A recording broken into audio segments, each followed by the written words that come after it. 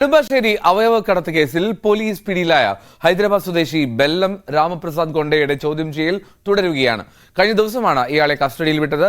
കൂടുതൽ ചോദ്യം ചെയ്യലിനായി 10 ദിവസത്തെ പോലീസ് കസ്റ്റഡിയാണ് അനുവദിച്ചിരിക്കുന്നത്. ആജ്ഞ രവീന്ദ്രൻ കൊച്ചിയിൽ നിന്നും ചേരുകയാണ്. ആജ്ഞ, ഈ അവയവക്കടത്ത് കേസ് അത് ഒരു വലിയ ശൃംഖലയാണ്. അതിൽ ഒരുപാട് ബന്ധങ്ങൾ, സംസ്ഥാനം കടന്നുള്ള ബന്ധങ്ങൾ, രാജ്യം കടന്നുള്ള ബന്ധങ്ങളൊക്കെ ഉണ്ട് എന്നുള്ള തരത്തിൽ റിപ്പോർട്ടുകൾ വന്നിരുന്നു. അപ്പോൾ എന്തായി അന്വേഷണത്തിന്റെ ഘട്ടം എന്തായി?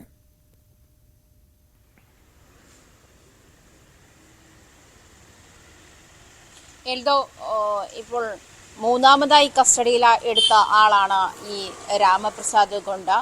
പ്രതാപ് എന്നാണ് ഇയാളെ അറിയപ്പെടുന്നത്. ഇയാൾ ഹൈദരാബാദിൽ നിന്നും കോയമ്പത്തൂരിലെത്തി വിവിധ അവയവദാതാക്കളെ കണ്ടത് ഡോക്ടർ എന്ന നിലയിലാണ്. ഇത്തരത്തിൽ വലിയ ഈ അവയവക്കടത്തുമായി ബന്ധപ്പെട്ട് വലിയ ക്രമക്കേടാണ് ഇയാളുടെ ഭാഗത്തുനിന്നും ഉണ്ടായതെന്നാണ് പോലീസ് വിലയിരുത്തൽ. മാത്രമല്ല, കഴിഞ്ഞ ദിവസമാണ് ആഴ്ചകൾ നീണ്ട അന്വേഷണത്തിനൊടുവിൽ ഈ പ്രതാപിനെ പോലീസ് കസ്റ്റഡിയിൽ കിട്ടുന്നത്.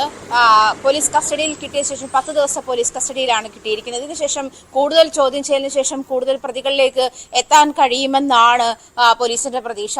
അതേസമയം ഇറാനിലാണ് മുഖ്യപ്രതി മധു എന്നാണ് പോലീസിന് മനസ്സിലാക്കാൻ കഴിയുന്നത്.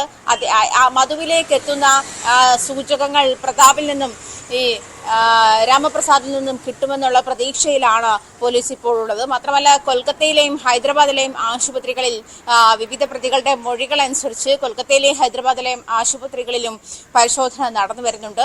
നേരത്തെ സൂചിപ്പിച്ചതുപോലെ ഈ രാമപ്രസാദിന്റെ നേതൃത്വത്തിൽ തന്നെ നിരവധി പേരാണ് അവയവദാതാക്കളായത് എന്നാണ് പോലീസിന് ലഭിക്കുന്ന വിവരം. അതുകൊണ്ട് തന്നെ ഇയാൾ താമസിക്കുന്ന കോയമ്പത്തൂരിലെ വിവിധ ഹോട്ടലുകളിലും അന്വേഷണം നടത്തുമെന്നാണ് മനസ്സിലാക്കാൻ കഴിയുന്നത്. എൽദോ, ഓക്കെ, ഒരു വാർത്തയുടെ വിവരങ്ങൾ കൂടി ആജ്ഞ പങ്കുവയ്ക്കും. അത് മറ്റൊന്നുമല്ല, നർത്തകൻ RLV രാമകൃഷ്ണനെ അധിക്ഷേപിച്ച കേസിൽ നൃത്താധ്യാപക സത്യഭാമ നൽകിയ മുൻകൂർ ജാമ്യാപേക്ഷ ഹൈക്കോടതിയിലുണ്ട്. വിധി പറയും എന്നുള്ളതാണ്. ആജ്ഞ, ഈ കന്റോൺമെന്റ് പോലീസ് എടുത്ത കേസിൽ ആണല്ലോ ഈ മുൻകൂർ ജാമ്യാപേക്ഷ. എന്തൊക്കെയാണ് കോടതിയിൽ സത്യഭാമ നടത്തിയ വാദങ്ങൾ?